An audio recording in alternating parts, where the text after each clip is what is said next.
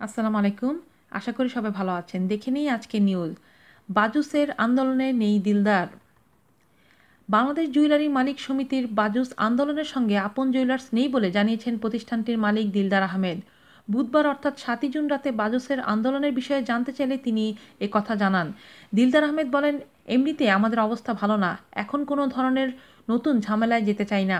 বাংলাদেশ জুয়েলারির মালিক সমিতি কোনো আন্দোলন ডাক দিয়েছে কিনা সেটাও জানি না।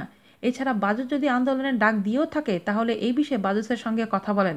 আমরা এখন সমস্যায় আছি, কোনো আন্দোলনের মধ্য নেই। আন্দোলন করে কি আর সব কিছু ফিরে পাওয়া যাবে? তিনি আরও বলেন, আমরা আইনের প্রতি শ্রদ্ধাশীল। আইনের মাধ্যমে এখন প্রমাণিত হবে আমাদের স্বর্ণ বৈধ নাকি অবৈধ। এই বিষয়ে এখন এর বেশি কিছু বলতে চাই না। তবে আমি চাই যারা অবৈধভাবে জুয়েলারি ব্যবসা করছে তাদের বিরুদ্ধে অভিযান পরিচালনা করা হোক।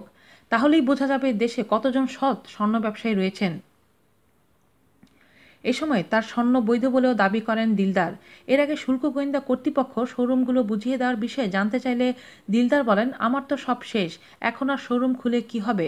শুল্ক গোয়েন্দারা যেটা দরকার ছিল সেটা তারা অর্থাৎ বাংলাদেশ ব্যাংকে নিয়ে গেছে। গত ১৪ থেকে ১৫ মে চোরাচালানের সুনির্দিষ্ট অভিযোগ ও অনুসন্ধানের ভিত্তিতে অভিযান পরিচালনা করে আপন জুয়েলার্সের ৫টি শোরুম থেকে প্রায় ১৩.৫ মণ স্বর্ণ ও ৪২৯ গ্রাম ডায়মন্ড সাময়িকভাবে জব্দ করে শোরুমগুলোতে আইনানুগ জিম্মায় রাখে শুল্ক গোয়েন্দারা।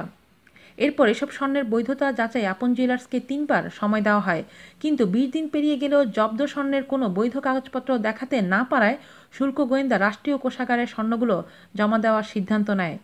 আজ এ পর্যন্তই। ভালো থাকবেন সবাই। আল্লাহ হাফেজ।